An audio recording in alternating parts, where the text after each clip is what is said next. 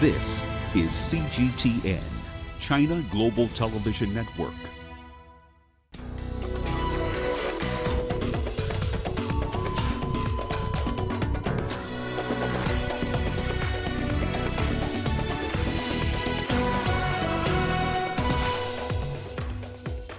Libya's Khalifa Haftar announces decisive battle to capture Tripoli. UK Prime Minister Boris Johnson leads his Conservative Party to a stunning victory in Thursday's general election. And vote counting underway in disputed Algerian polls. Hello and welcome to CGTN. This is Africa Live and I'm Karen Roberts in Nairobi. Also coming up in the programme. European Union leaders break a deadlock and claim a deal for a 2050 carbon neutrality target. And in sports, former South African captain Graham Smith has been appointed as the interim director of cricket by Cricket South Africa. We begin in Libya, where the Libyan commander Khalifa Haftar has urged his forces to advance towards central Tripoli.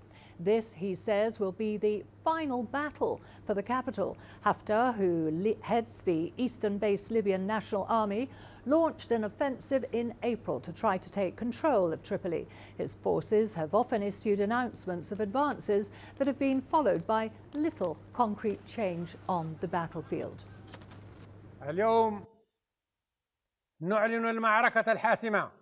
We announced the decisive battle and the advancement towards the heart of the capital to set it free, in order to break its chains, free its hostages, spreading happiness and joy to the hearts of its people.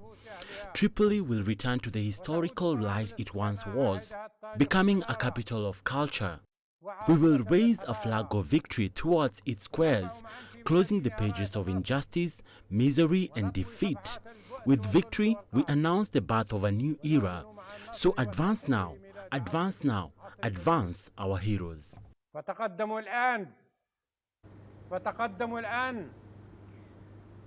Well, for more on this, we are now joined by CGTN's Yasser Hakim, who is in Cairo for us. Yasser, can you give us an update on the latest developments there?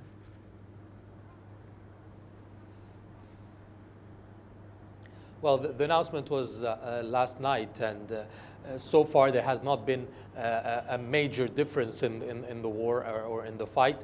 The Haftar forces have taken over three areas called Saadiyya, Kubri Zahra, and Ras Zara, which is south side of Tripoli, trying to move into the center of the capital. According to Faiz Sarraj's forces, Al-Wafaq, the government, they said that they have managed to repel some of the attacks by the army into the central part of Tripoli, and that they have been pushed back.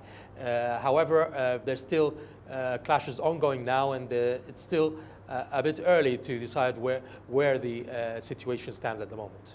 And yes, so what is the motivation behind this latest move?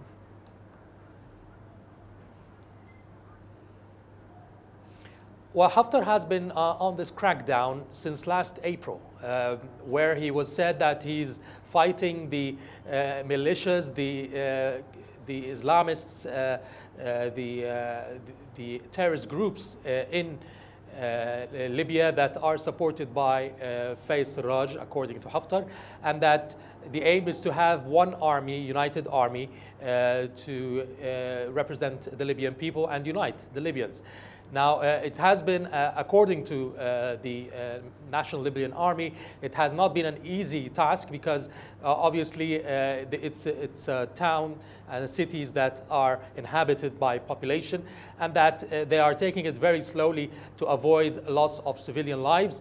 It's not an all-out war, it's more of street-to-street battles, guerrilla warfare, fighters sort of in the houses, in the streets, trying to hide within this population. So it's quite a tough challenge to try to take over the city within the population without any loss of lives in the civilians. So at the moment, he said that since April, the crackdown has started, and now is the best time to go into central capital and free it from the other forces, although obviously it remains to be seen whether this will be a success or not.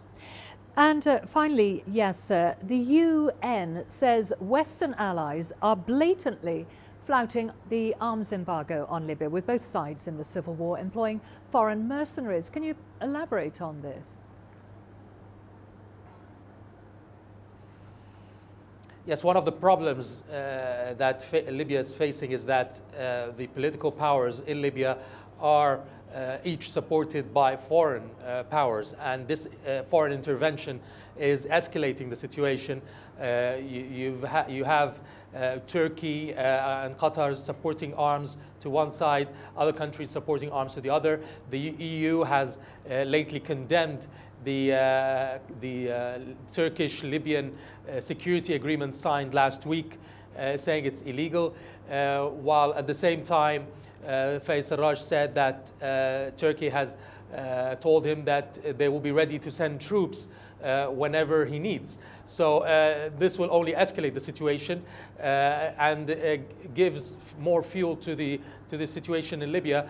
So in spite of sitting down and talking about peace and discussing peace, what we see is an escalation of violence, which is propelled by the foreign support, whether by sending funds, sending militants, mercenaries, or weapons.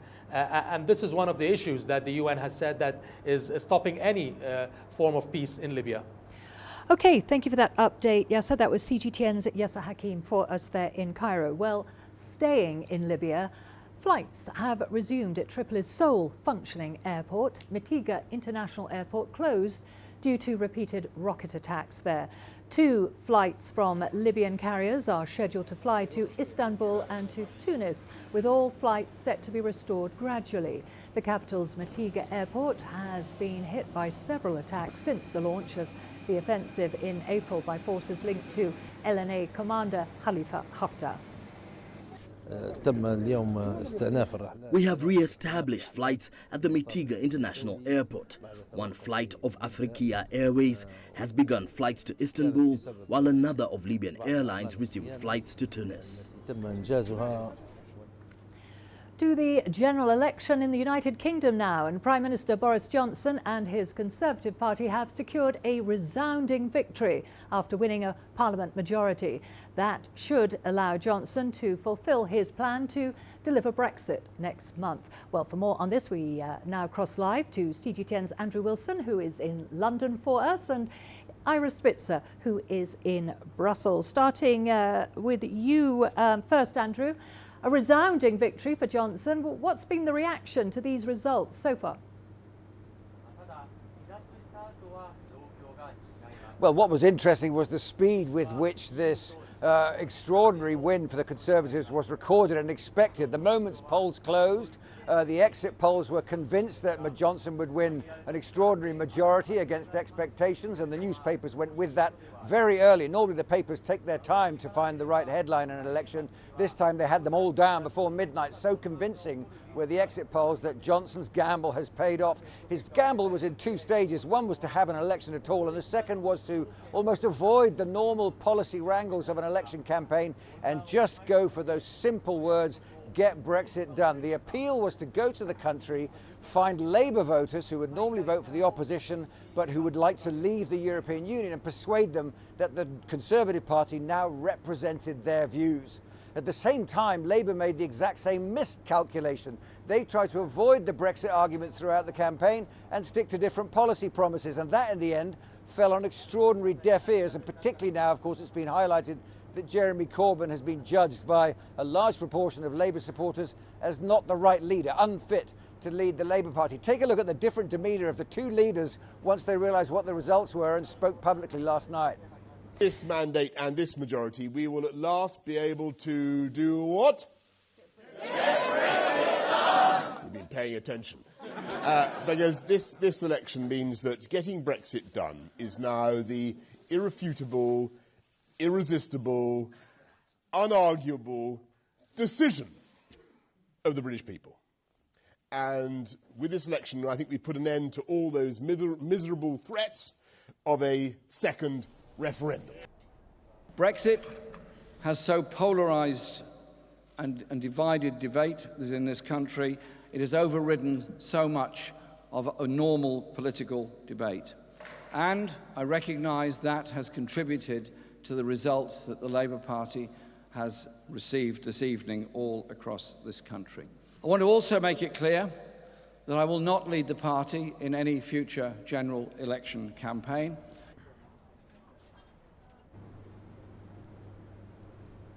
Well, Jeremy Corbyn there, still persisting with this line that's come from Labour headquarters that Brexit was entirely to blame for their loss in the election. However, Labour supporters themselves and some of the MPs are already saying quite publicly that the problem was Brexit 1, but 2, the problem was Jeremy Corbyn himself. He says he wants to stay around to supervise the anointing of a new leadership, but one suspects the noises coming from the Labour Party suggest that he might be gone an awful lot quicker than that. Meanwhile, less than an hour, Boris Johnson goes to Buckingham Palace to ask the Queen's permission to form a new government, which will be granted, and he'll be speaking to us in about an hour and 20 minutes' time.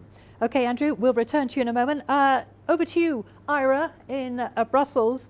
Some people in Brussels were hoping for a Johnson win to avoid continuing delays and uncertainty. What's been the reaction there so far? Well, we've started to have reactions trickling in from European leaders this morning, and those leaders are, in fact, right here at the European Council for the second day of a two-day summit.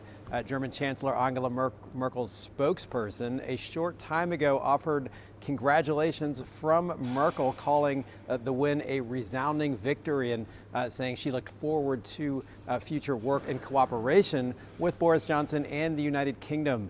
The Swedish Prime Minister as well earlier talking about this clear decision. But I think the real focus here in Europe now is, of course, on what the post-Brexit trading agreement is going to look like with the United Kingdom. Now, of course, this has been an issue which has been discussed at great length over the past few years, but now with the mandate of the Conservatives in the United Kingdom, Brexit is now essentially a reality, and it will almost certainly happen at the end of January. So when that happens, there then becomes this period where the transition is supposed to happen to a possible trade agreement, which still needs to be agreed. And that deal is supposed to happen by the end of next year. So that's a short time frame. It could be extended, but as it stands now, both sides really need to figure out what that deal looks like before essentially they would have no deal, which would be bad for both the United Kingdom and also the European Union. Okay, Ira, back to you, Andrew. Boris Johnson says that he has a new mandate to get Brexit done, and that Brexit will happen next month, of course. What's likely to be the next step in this process? Well, this is the dilemma facing the government now. I mean, they've got their mandate, which will make life a lot easier for them in Parliament, certainly for getting the procedure going, for getting Brexit agreed by the end of the year, and then getting the European Union locked down into talks to take them through, as Ira said, through to the end of 2020. But the challenge is, of course, is how to get that organised. Now, if you want someone to look at the detail, you need Theresa May, the previous Prime Minister. Boris Johnson is not good on detail. He's got a series of deadlines he has to meet, and work hasn't even started yet on getting those talks underway and getting the details thrashed out. They've got to separate themselves from the European Union, that's the first task, and then bring them back together again to the European Union to agree a new kind of trade deal that's suitable to both sides. To get that done by the end of the year is a Herculean task. And also, add to that, they've only got until the summer of 2020 to decide whether or not the UK wants an extension. Boris Johnson doesn't want to ask for an extension, but it might be necessary. Can he make that decision before the summer as well is another question. He's got a lot of work to do and will be judged, possibly harshly, on how well he performs. OK, thank you, Andrew. Back to you, Ira. You were talking earlier about the Brexit trading agreement. We need to know what that is going to be, of course. So What will be Brussels' next step in this process? Oh dear, I'm terribly sorry we have lost Iris Spitzer. We earlier spoke to CGTN's Andrew Wilson in London, of course. After that, big win, the general election, Boris Johnson getting an overwhelming majority. Moving on to other news now, and to Nigeria, where vote counting is currently underway. The country has not had a leader since the ousting of President Abdelaziz Bouteflika. Results are expected later on Friday. The elections were marred with violence between police and protesters who fear the elections will perpetuate a corruption-ridden system with military oversight that they are trying to bring to an end. The country's powerful army chief, who orchestrated the elections and set the date, promised that the vote would chart the course to a new era for the country. This is the operational vote counting at the Pasteur School polling station, and as you can see, it's being done in all transparency. You're allowed to witness the operation, as observers were also able to attend. There were no problems recorded. This is Algeria today. We are going to a short break now. Don't go away. Lots more to come, including Niger observes 3 days of mourning following attack on army base. And a look at efforts by Morocco and Gambia in combating climate change.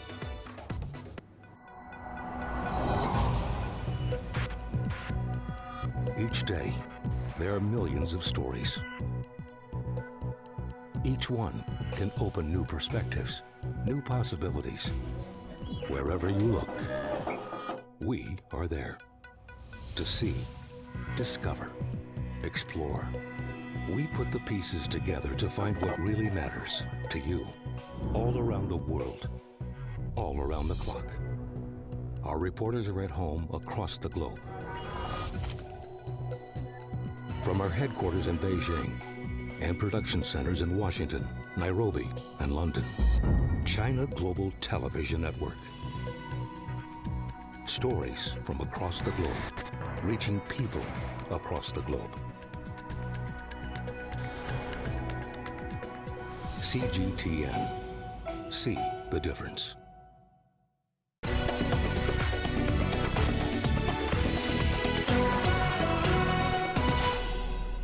Niger is observing 3 days of mourning following a militant attack on an army base that killed 71 soldiers. ISIL's branch in the region has claimed responsibility for the attack. Militants allege they controlled the base for several hours. CGTN's Astatal has more. It was the deadliest attack against Niger's army. The Islamic State West Africa province claimed responsibility for it. This marks the group's growing presence in the region. In the aftermath, President Issoufou Mahamadou met with France's army chief. General François Lecointre came on behalf of President Emmanuel Macron. He pledged France's continued support in the fight against terrorism. Niger is part of the Sahel G5 task force, which looks to combat the growing militant threat in the region. Following the attack, Macron postponed a summit between the 5 Sahel leaders to early 2020. I made the decision last night with President Issoufou to postpone the summit that was planned in Pau next Monday because of the many deaths that Niger, unfortunately, had to endure. I want to reiterate all my solidarity with the people of Niger. So early January, we will hold a summit under the Bakane format, if I may say, with the 5 member countries of the Sahel. I will have the opportunity to discuss with our European partners on this subject. Niger's parliament, in the meantime, urged the international community to provide more support to help in the fight against militancy. The government requested a 3-month extension to the state of emergency, which was first declared 2 years ago. ISWAP continues to be a threat to the country, with a similar attack on an army base in July killing 18. Astatal, CGTN. Well, here's a timeline of attacks in Sahel in 2019. That's from Laura Walabengo. Attacks in the Sahel region have escalated in the recent past. The recent one on Niger's military was the deadliest. However, Mali, Burkina Faso and Niger are the worst hit. On October 1st, 2019, up to 25 Malian soldiers were killed in a suspected militant attack. On November 26th, 13 French soldiers lost their lives in Malian airspace after their helicopters collided. Burkina Faso lost 21 soldiers in an attack in Koutougou. The region has also been facing intercommunal conflicts, which are said to be fueled by jihadist groups. In early December, up to 11 villagers were killed in a church attack in Burkina Faso. In March, up to 170 villagers were killed in an attack on 2 villages in Mali. In March alone, Nigeria's Benue, Plateau and Rivers states suffered numerous attacks in which several people were killed. A World Economic Forum report has blamed the rise in jihadism in the Sahel on climate change, low food production and population growth. Laura Walubengo, CGTN. The environmental challenges facing African countries are bigger than in many parts of the world. The continent has been bearing the brunt of climate change in recent days, but that does not stop success stories emerging from the continent. CGTN's Zhang Nini reports on efforts by Morocco and Gambia in combating climate change. COP25 is drawing to a close. Over 26,000 participants, researchers, journalists and observers make their way back home. The largest delegation at the conference came from Africa, a continent that can also boast some of the best success stories battling climate change. Morocco and Gambia are the 2 countries in the world that have made commitments strong enough to meet the key Paris Agreement target, limiting the temperature rise to 1.5 degrees Celsius by the end of this century. Morocco is constructing the world's largest solar project, an initiative that is expected to generate 38% of the country's electricity by next year. Energy strategy is key. It's a transition strategy that benefits renewables such as solar, wind and hydroelectric. To reach the goal of a 42% reduction in emissions, energy efficiency is also an important strategy.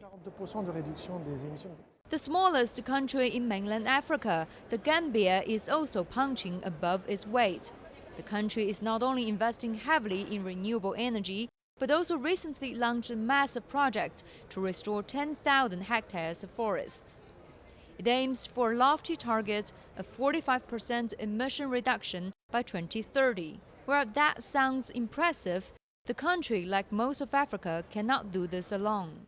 At the end of the day, we want to see that this funding is made available. And the other challenge that we face is accessibility. The fund may be there, but the capacity of other developing countries, particularly LDCs, to access is another thing. The African Development Bank has pledged double investments in climate projects to $50 billion over the next 5 years and allocates 40% of its funding to climate finance by next year. There's still a lot of gaps in terms of funding, there's a gap in terms of implementation, there's a gap in terms of technical and technical support, and this gap has to be covered. And Africa is not begging for money. The NDC are not just a burden on the country. It's also, we are talking about trillions of investment opportunities for Africa, and this has to be unlocked. The African continent contributes the least to global warming, yet is the most vulnerable to climate change. With 3/4 of the world's least developed countries in Africa, the continent more than anywhere else needs solutions from COP25. And those solutions need to happen urgently. Zhang Nini, CGTN, Madrid. Land expropriation in South Africa has polarized the country and is alarming investors. That's according to the South Africa Institute for Race Relations. The institute believes that most South Africans are keener on getting jobs and houses than land for farming. The institute is a think tank that promotes ideas and policy solutions in South Africa. CGTN's Yolisa Njamela has more. Many South Africans agree that the historical background of land ownership in this country needs to be addressed. But to ensure that while doing so, the economic stability of the country continues to be reinforced. The land issue in South Africa remains quite sensitive, emotive and very controversial. And government is increasingly coming under severe pressure because 20 years after the end of apartheid, most of the land still remains in the hands of the white minority. Hence, after the willing seller, willing buyer policy failed, the National Assembly passed a motion to review Section 25 of the Constitution to allow for land expropriation without compensation. Many are happy with this, while a vocal few are rejecting it. Some of the reasons they advance is that land transferred to land restitution beneficiaries simply went to waste. We know that about 70% of transferred land has fallen out of production. Often the people who were farming on that land have lost their jobs. There have been no real benefits. The Fiscal and Financial Commission did a study a couple of years ago and reported, in fact, that land reform beneficiaries were worse off than those who had never benefited from land reform at all. Critics also claim that it will deter investors from investing in South Africa. The implications of this policy, which embrace a great deal of expropriation without compensation, is going to mean primarily a slowdown, no, a stopping of foreign fixed capital investment. Do we need foreign capital? Yes, indeed, we're a capital short as a major resource country. We don't have enough capital to develop our own economy, to develop industry and commerce, to grow the economy, to provide new opportunities for new profits, for new revenue to be earned, for government to earn revenue on that as well. Earlier this month, Parliament received the first draft of the legislation to amend Section 25 of the Constitution. Government continues to urge South Africans not to panic about land expropriation without compensation. President Cyril Ramaphosa has over time emphasized that this matter will be handled carefully through dialogue and discussion. Yudison Jamela for CGTN in Johannesburg, South Africa. All the business news coming up for you after the break, including European Union leaders break a deadlock and claim a deal for a 2050 carbon neutrality target. And Uganda test drives its electric bus, expected to transform transportation in Kampala. Africa is the nexus of enterprise, and global business will tell you why it matters. From the mega investment projects to multi-billion-dollar mergers and acquisitions. Africa today collects, just in terms of revenues from taxes alone, $545 billion a year. If you take 10% of that and you devote it to the energy sector, problem solved. All this on Global Business, weekdays at this time on CGTN. You don't find the stories of North Africa by sitting on the sidelines. You've got to get out, go there, and you'll find them. In the bazaars of Casablanca. Among the crowds in Cairo. Who come to visit Cairo, the ancient capital of Egypt. Along the waters of the Nile. Along the sands of the Sahara. No one else will take you where we can in North Africa. No one else will show you what it's all about. CGTN, see the difference.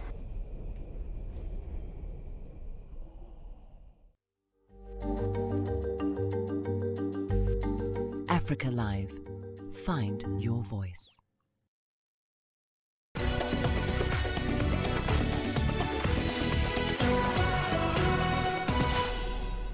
European Union leaders have broken a deadlock and claimed a deal for a 2050 carbon neutrality target.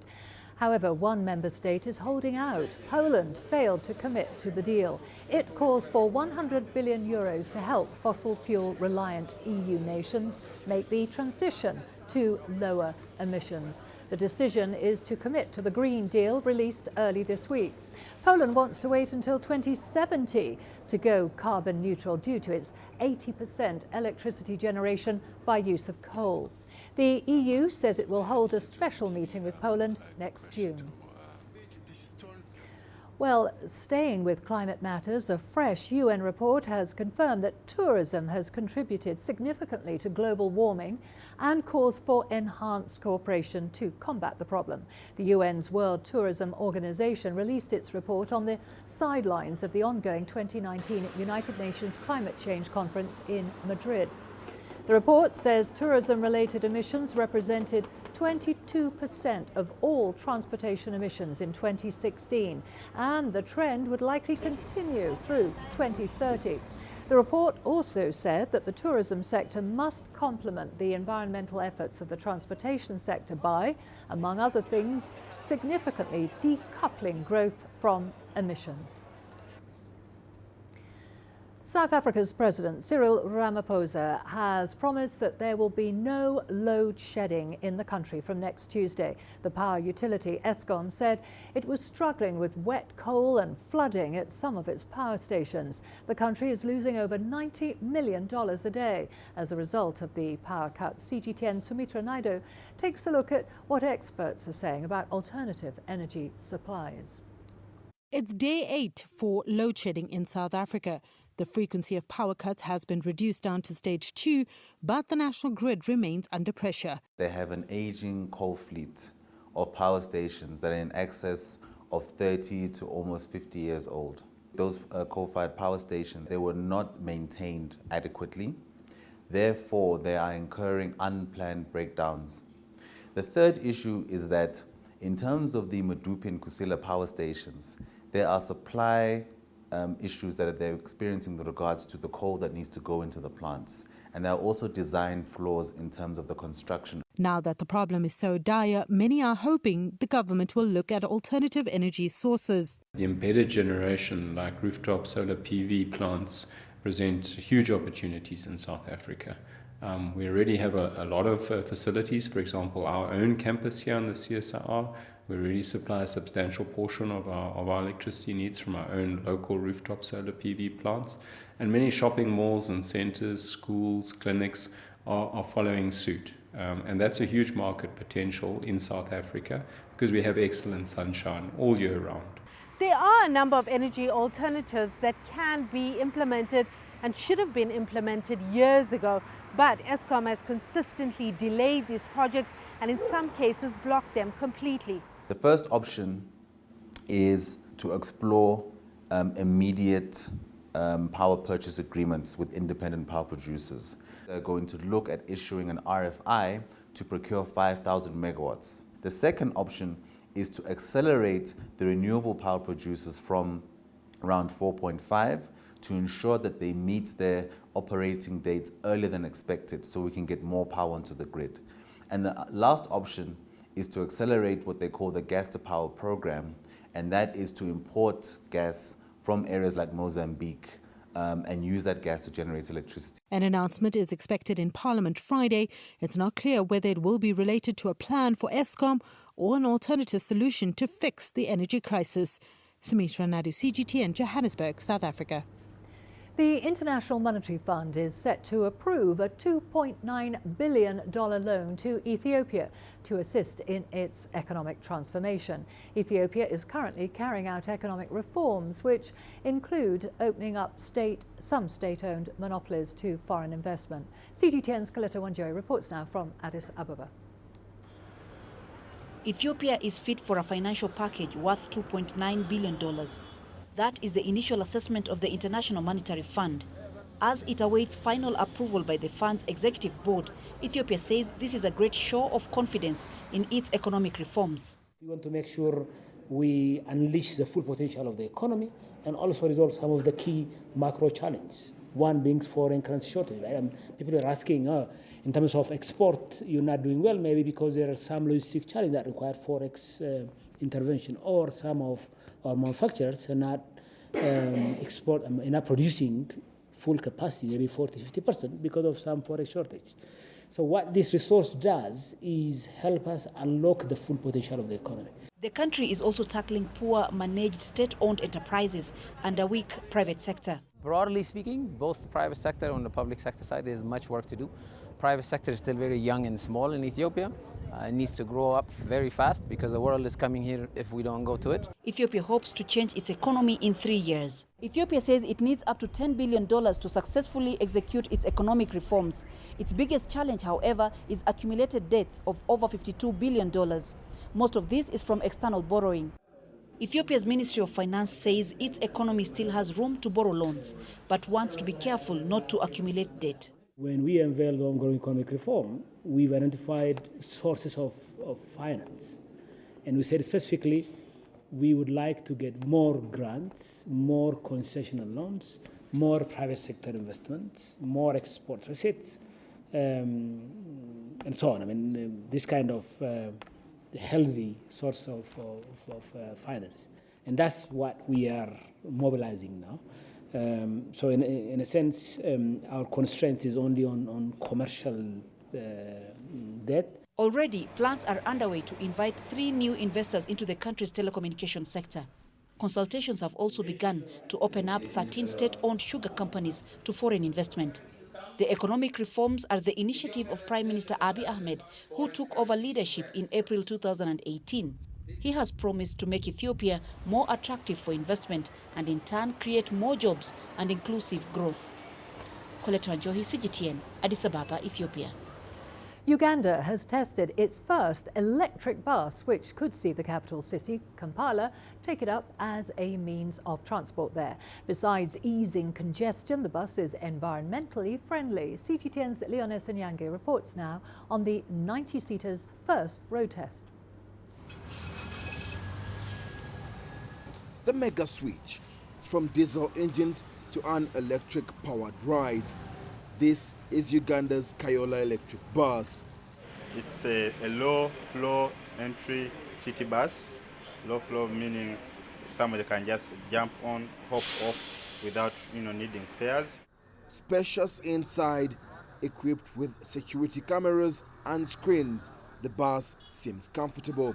It can carry up to 90 people and cover a distance of 300 kilometers with a single charge of electric power. The bus is out on yet another road trip, and this could be the longest so far, a 130-kilometer journey from the capital to the central part of the country. Several road tests have already been done to guarantee it is roadworthy. Officials say this will be a big step in the city's plans to go green. We will actually undertake a 12-month study with the 2 buses that we will have built to best understand in what way can we introduce electric buses to urban centers in Uganda and beyond in the sub-Saharan region. City residents can expect to start riding on the buses by 2021. The allure of riding a bus already has some excited. It has been my dream. I've heard of Kira Motors, but I've not I haven't got an opportunity to walk into it and board it. You understand? So it's something that I cannot wait for it. The Ugandan car company Kira Motors Corporation plans on assembling many more. Leon Sanyange, CGTN, Kampala, Uganda. In Tunisia, a new startup is offering commuters an alternative to hard-to-find taxis in an effort to enhance the country's transportation. CGTN's Uche Okoronkwo tells us how a company called Intigo is making public transport in the country cheaper and faster. If you ask any of the 1 million residents in Tunisia's capital, Tunis, traffic is a nightmare. A newly launched startup called Intigo is now weighing in on their daily struggle to find efficient transportation by introducing the country's first taxi scooter. We launched the taxi scooter because we saw that the biggest obstacle for the Tunisian people is transportation. No matter their social group, age or gender, everyone has a transportation problem. Intigo's taxi scooters use a similar model to ride-hailing firms like Uber and Bolt. But the founders say their scooters are at least 30% lower than the price of an ordinary taxi and easier and quicker to find on Tunisia's busy streets. The way to use Intigo is by downloading on your smartphone an app that we developed in our office. It is very easy to use. After installing the app, the passengers just have to specify their location and destination, and a scooter will come to them, and the app will tell them the cost exactly. The idea is very good. It's going to facilitate the transportation of people and passengers because we have a huge problem in the public and private transportation sectors. So the presence of this motorcycle is going to facilitate the transportation of citizens. Intigo says it only hires certified motorcycle drivers who are required to take several tests before they're employed. If a trial run proves successful by December, it plans to distribute some 50 taxi scooters in at least 3 other cities. Ucheo Koronkwo, CGTN. We are going to a short break now. Don't go away. Lots more to come, including Cuban music thrives in the bars of Ouagadougou. Join us in Global Business and see Africa through our eyes. The greatest journeys, the greatest sights, the greatest adventures. Here in Qanater, this weir allows the locals to walk on water. We're far more than just TV news. We're your passport to the wonders of Africa. To bring you stories of struggle, survival and hope.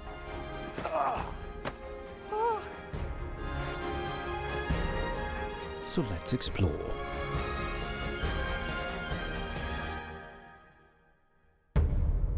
CGTN. See the difference.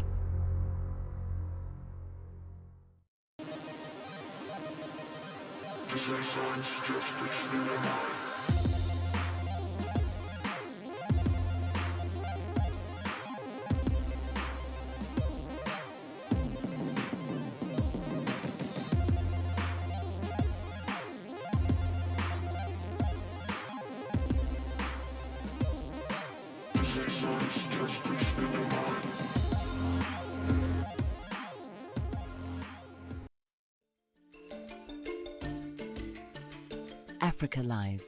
Find your voice.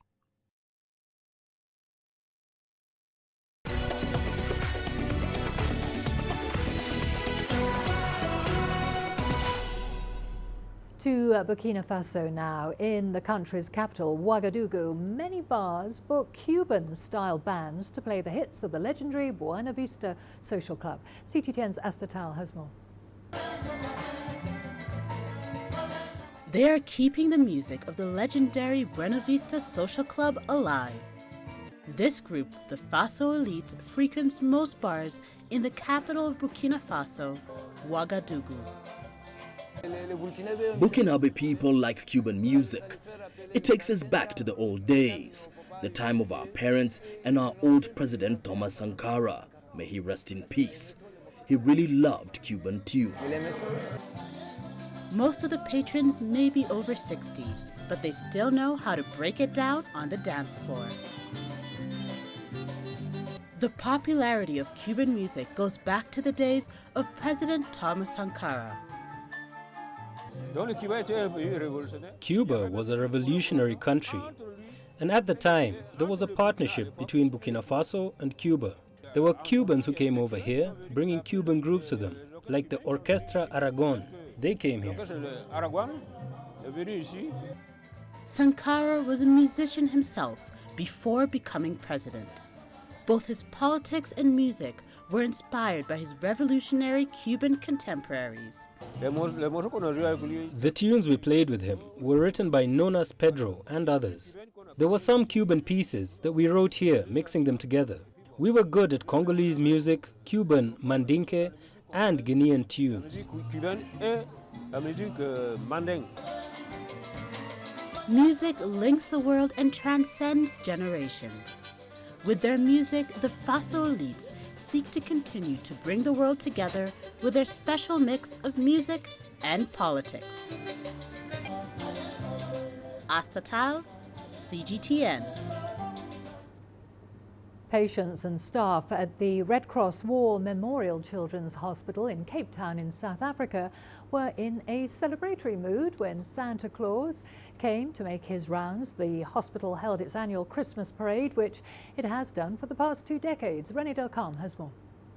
There was plenty of joy and excitement as Christmas came early for the kids at the Red Cross War Memorial Children's Hospital. Santa Claus arrived in style, while his helpers danced their way through the hospital grounds. The Red Cross Children's Hospital Christmas Parade has over the years become part of the proud tradition of this world-class hospital, one of the few dedicated pediatric hospitals in sub-Saharan Africa. We are a tertiary academic hospital, so we do receive referrals from all over the world because there are certain things that we specialize in, and because we're a training hospital, we're always on the forefront of new developments. So we really try and provide that service not only for South Africa but also as a leader for the rest of Africa. And after a long, challenging year for many of the young patients, everyone is keen to give them a reason to smile. So we bring out clowns, we bring out Father Christmas, we bring out the fire department, the traffic officers, just to create a vibe around the hospital environment. Because when children come here, they are anxious. They don't want to be here. Children want to play. And we as the Friends of the Children Hospital Association do our part to create that environment for the children. It's lovely to bring some festive cheer to the children. There are many of our kids or patients in the hospital who are in bed, who cannot come outside. So what we try and do is, if there are children who can come outside, they'll be assisted to come outside. But the reason that we have it here in the front of the hospital is so that some of the children can come to the windows at the wards on the different levels of the building and come and see what's going on, but also hear. We were not allowed to film inside the hospital wards because most kids here are suffering from serious medical conditions. But Santa and his helpers also took gifts and sweets to the young patients in their hospital beds to help spread a bit of festive cheer. Especially for those that is here for a long time and those who just arrived. We've got lots of children here that's got special sickness and stuff that we're just going to bring a little bit of joy and a smile on each and everyone's face today. Have a glorious holiday. Renée Delcam, CGTN, Cape Town, South Africa. All the sports news coming up for you after the break, including former South Africa captain Graham Smith has been appointed as the interim director of cricket by Cricket South Africa.